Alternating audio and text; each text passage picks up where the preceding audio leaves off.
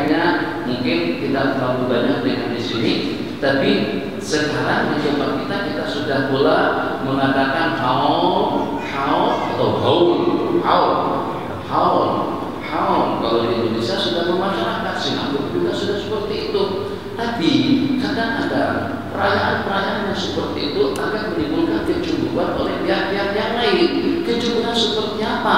Ya kalau pada saat dengan kita hanya diperkenalkan dengan 2, 3, 4, 5, 6 orang para aulia saja atau para ulama saja, itu bukan tidak betul. Akan tetapi masya Allah tabarakallah aulia ilkaun yang mendapatkan gelaran sebagai wali kutub atau kutub al-qom dengan al-ghaus, al-mujabah, al-abdal, itu tidak terhitung banyaknya. Jadi kalau memang dengan kita ada cadangan atau juga ada anggaran, kita sudah ada anggaran di sepanjang tahun, peruntukan yang kita peruntukkan untuk kita mengadakan untuk kita mengadakan perayaan-perayaan memperingati kembali dengan sejarah atau juga dengan manaqib para salafun saleh. Jangan kita tinggalkan perayaan-perayaan juga untuk para sahabat.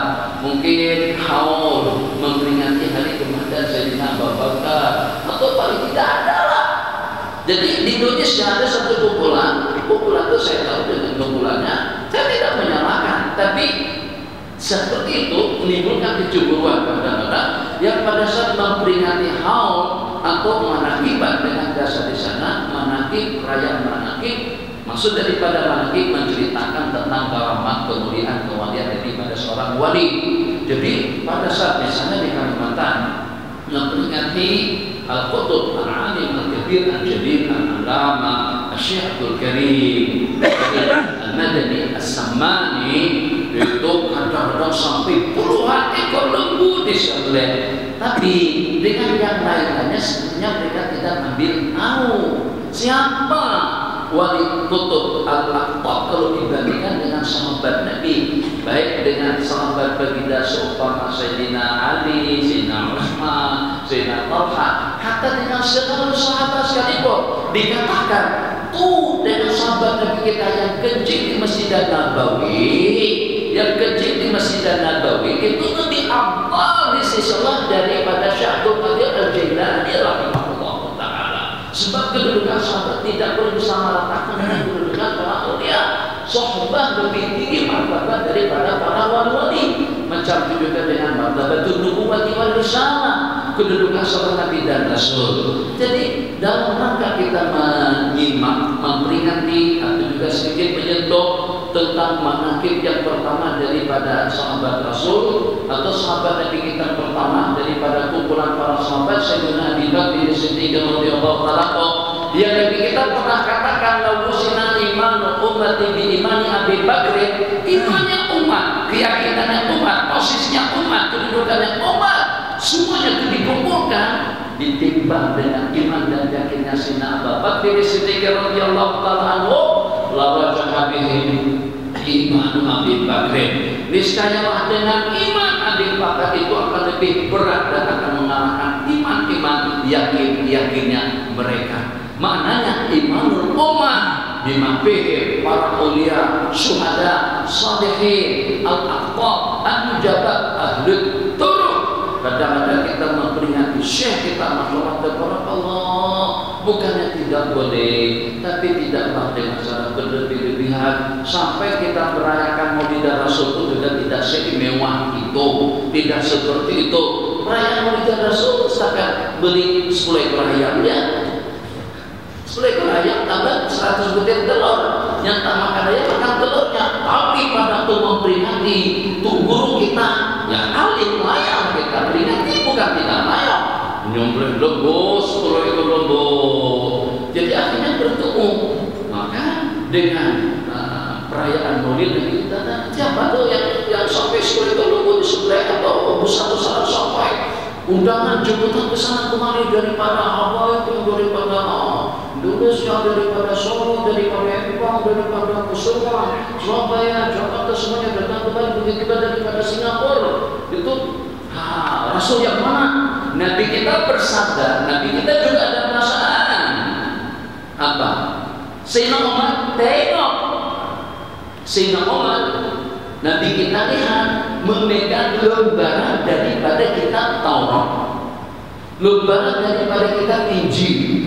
Sayyidina Umar membaca lembaran daripada kitab Taurat atau Injil di hadapan baginda. Nabi kita langsung naik angin, merah. Nabi kita bersabda, "Lau kana Musa hayyan," seandainya Musa itu masih hidup, yang kamu membaca dan mempelajari Tauratnya beliau, lama masya'u, dia sudah tidak ada pilihan selain daripada ikut mutaba'ah dengan tuh orang baca kamus itu, ya kita tidak mengatakan kita cemburu, tapi Nabi kita ingin menunjukkan kepada yang lebih afdal. Jadi yang ingin saya misalkan, misalnya saja guru saya yang memang betul-betul banyak mendidik dan juga memberikan peluang dan menganggapnya seperti anak, bahkan lebih daripada anak, itu adalah Syekh Status Nasir Al-Jamani. Mungkin pada saat saya mengatakan haulan untuk beliau, saya akan besar-besaran, saya akan jemput kawan-kawan di USD, kawan-kawan di Malaysia, sampai ratusan ramai yang datang dari sini.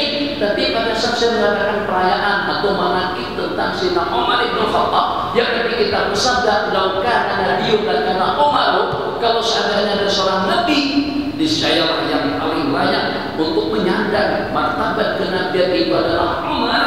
Ternyata saya katakan hanya sepakat dengan kawan-kawan di Mahat Zaid saja dalam 200 orang dengan Mahat dengan EI kita, dengan Madrasah Hidayah, ada kira-kira dalam 200-an yang hadir.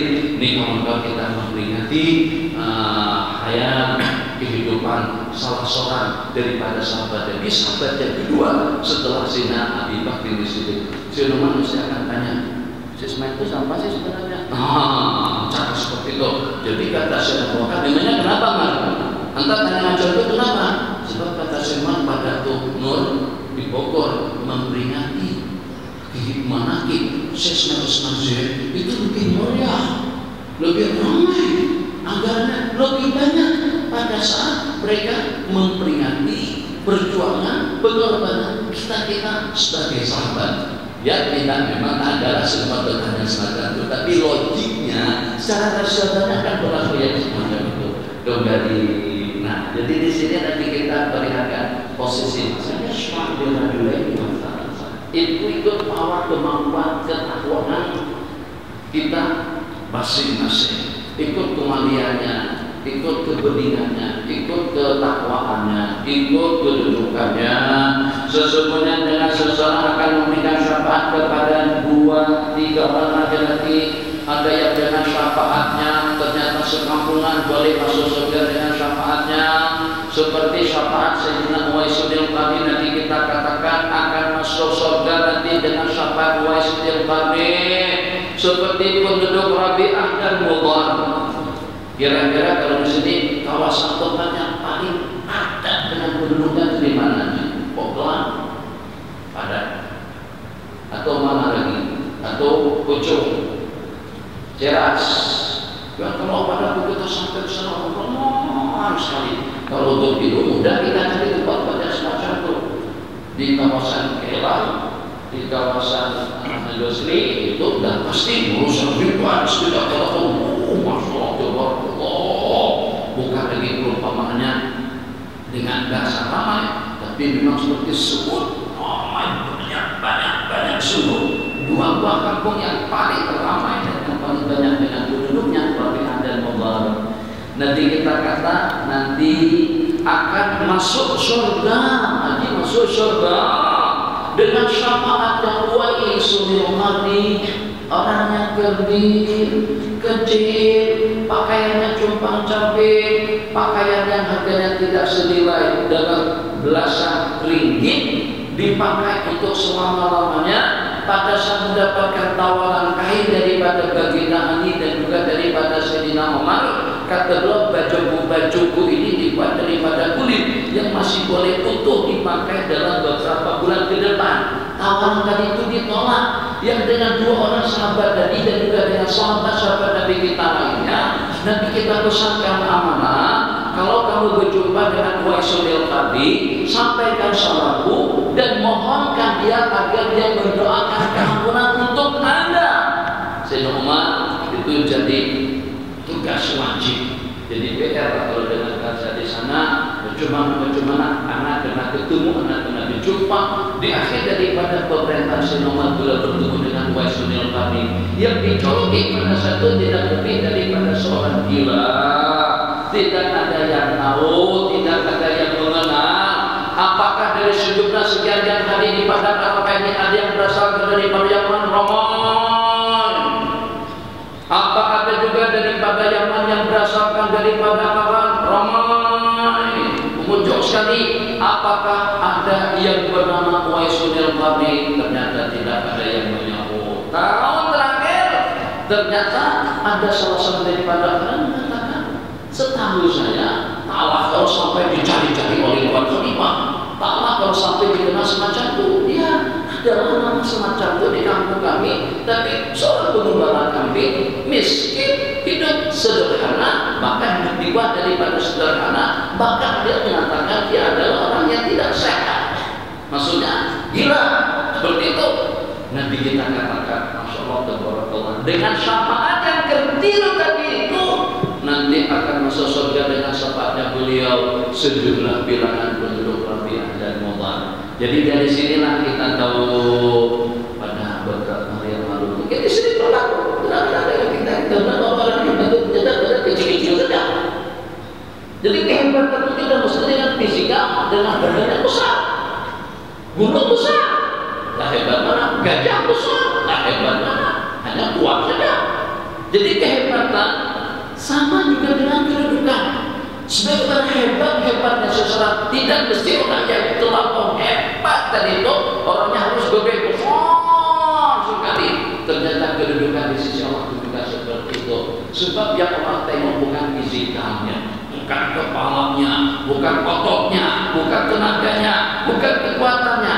Yang Allah tengok itu adalah selipan daging yang ada di dalam kalbu, batah, dasarhat, mudghah, dasarhat, salhal usaidul jasad. Allah melihat ke sana. Jadi yang walaupun kecil, tapi yang dilihat daripada benar hadis dari seseorang tadi itu adalah iman, akhlak dan keyakinan. Jadi